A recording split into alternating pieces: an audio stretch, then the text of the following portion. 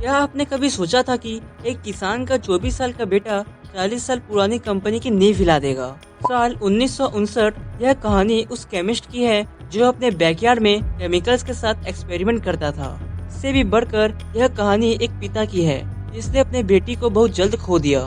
एक दिन उन्होंने एक्सपेरिमेंट करते हुए एक ऐसी चीज बना ली जिसे हर घर में इस्तेमाल किया जा सकता था, और वो था डिटर्जेंट पाउडर। उस समय हिंदुस्तान यूनिलीवर का भारत में दबदबा था और हर घर में यह प्रोडक्ट रहता था। एचयूएल की शुरुआत 1933 में हुई और 1969 तक उन्होंने अपनी स्थिति इतनी मजबूत कर ली कि उन्हें हराना नामुमकिन था। लेकिन किसने सोचा था कि साइकिल पर डिटर्जेंट बेचने वाला 24 साल का लड़का हिंदुस्तान यूनिलीवर को उन्हीं के खेल में हरा देगा। साल 1959 24 साल के करशन भाई पटेल एक केमिस्ट थे। एक बार वह अपने बैकयार्ड में कुछ केमिकल के साथ एक्सपेरिमेंट कर रहे थे और एक्सपेरिमेंट करते हुए उन्होंने एक ऐसा कंपाउंड बनाया जिसे डिटर्जेंट के रूप में इस्तेमाल किया जा सकता था।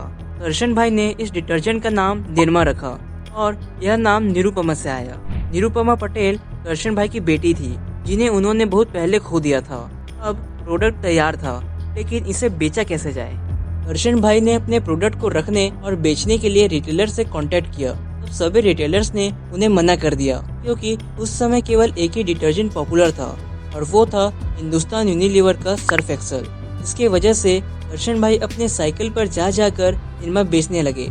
सुबह जब वह अपने ऑफिस जाते थे वह रास्ते में आने वाले घरों में निरमा बेच देते थे और जब वह ऑफिस से वापस आते थे फिर वही काम करते थे। साल 1988 में निरमा ने बाजार में तहलका मचा दिया। हर घर में हर व्यक्ति का एक ही नाम होता था और वो था निरमा। 60% मार्केट शेयर के साथ निरमा एक लीडिंग इंडियन डिटर्जेंट प्रोडक्ट बन गया था। अब सवाल उठता है, निरमा ने कम समय में इतना कुछ कैसे कर लिया? और आज देखा जाए तो शायद ही कोई निरमा का इस्तेमाल करता हो। इसकी गिरावट के पीछे क्या कारण है? और सबसे इम्पोर्टेंट बात यह है कि वे बिजनेस लेसन्स क्या है जिन्हें हम सीख सकते हैं और अपने बिजनेस में इम्प्लीमेंट कर सकते हैं। साल 1994 में यदि आपने निरमा के शेयर में केवल 1000 रुपए इन्वेस्ट किया होता तो 2009 तक यह 1 करोड़ हो जाता। साल 1969 में डिटर्जेंट पाउडर भारत में एक लग्जरी था। हर घर में डिटर्जेंट पाउडर का इस्तेमाल नहीं होता था। 90% भारतीय घरों में कपड़े धोने के लिए साबुन का इस्तेमाल किया जाता था। अब सवाल उठता है, ऐसा क्यों था? तो इसका कारण है हेलो इफेक्ट। सिंपल वर्ड्स में बोले तो यदि आप किसी प्रोडक्ट के बारे में केवल 1 या 2 फीचर्स को जानकर उसकी क्वालिटी को देखते हुए कोई डिसीजन लेते हैं तो उसे दी हेलो इफेक्ट कहा जाता है। इसी तरह निरमा की एंट्री से पहले डिटर्जेंट की धारणा मीरों की चीज थी जिसे हम बाउंड्री ऑफ रिच कहते हैं। उस वक्त सर्फ एक्सेल की कीमत 15 रुपए थी। अब आप कहेंगे भाई ये महंगा नहीं है, मैं जानता हूँ, लेकिन 1969 में इंडियन मिडिल क्लास फैमिली के लिए यह महंगा था। करशन भाई ने मार्केट में इस गैप को देखा और निरमा को लॉन्च करने के बाद इस परसेप्शन को बदल दिया। सर्फ एक्सेल 15 रुपए का था, लेकिन निरमा सिर्फ 3 रुपए में अवेलेबल था। इंटरेस्टिंग बात यह है कि अब एचयूएल सर्फ एक्सेल की कीमत 3 रुपए तक नहीं गिरा सकती। क्यों? क्योंकि सर्फ एक्सेल एक प्रीमियम प्रोडक्ट है और अगर कोई कंपनी अपने प्रीमियम प्रोडक्ट की कीमत गिराती है तो लोगों को डाउट होने लगता है और इसे खरीदना बंद कर देते हैं। इसलिए एडिडास अपने पुराने स्टॉक को जला देता है, लेकिन अपने जूते 200 रुपए में कभी नहीं बेचता। और फिर निरमा हर घर में पॉपुलर हो गया। अब अमीर से लेकर मिडिल क्लास तक सभी के पास डिटर्जेंट पाउडर रहता था। फिर करशन भाई पटेल ने किसी सेल्समैन को हायर किया और अपने मार्केट बेस को बड़ा बनाने लगे। लेकिन अचानक एक समस्या बाजार में आ गई और अगर एक्शन नहीं लिया गया तो निरमा बैंकरप्ट भी हो सकती थी, और वो थी क्रेडिट ओवरलोड। रिटेलर्स निरमा को अपनी दुकानों में रख रहे थे, लेकिन पेमेंट में नखरे कर रहे थे। जब भी निरमा का सेल्समैन पेमेंट लेने के लिए रिटेलर्स के पास जाता था तब रिटेलर्स कोई न कोई कारण बताते थे। 3-4 महीने बाद भी निरमा को उसका पेमेंट नहीं मिला। निरमा का क्रेडिट ओवरलोड इतना ज्यादा हो गया था कि अगर अगले 2 महीने में उन्हें पेमेंट नहीं मिला तो निरमा बैंकरप्ट भी हो सकती थी।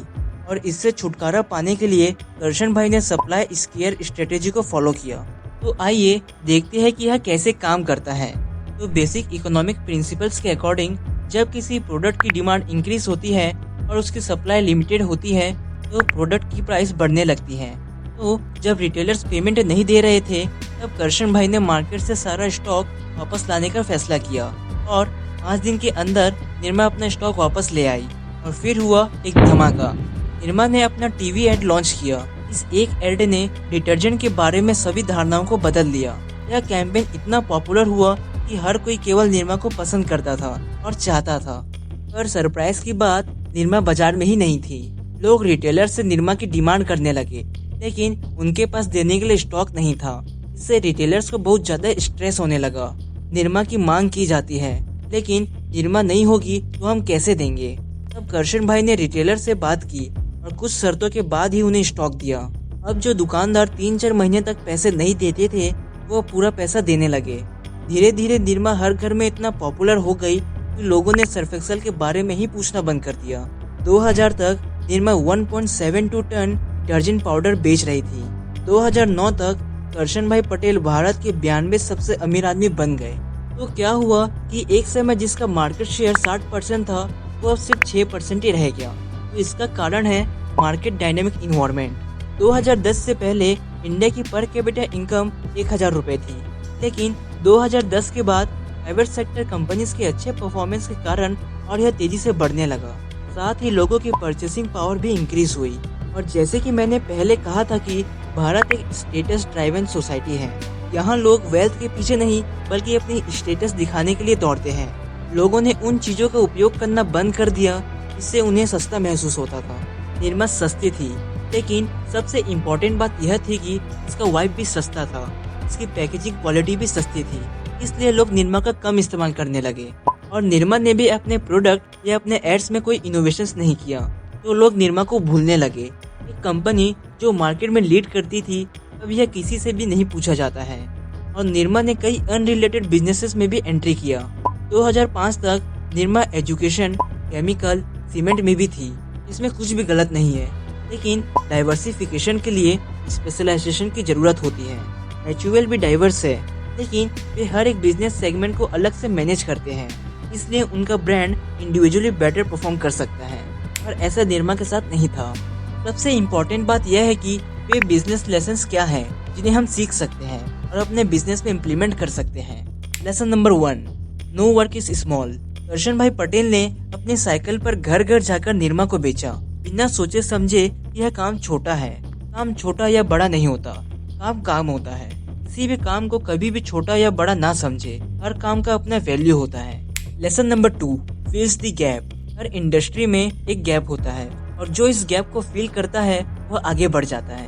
करशन भाई पटेल ने डिटर्जेंट मार्केट में एक बड़े गैप की पहचान की, और जब उन्होंने इस कमी को पूरा किया तो उन्होंने अपना ह्यूज एम्पायर खड़े कर लिया। Lesson number 3, RCI। इसका क्या मतलब है?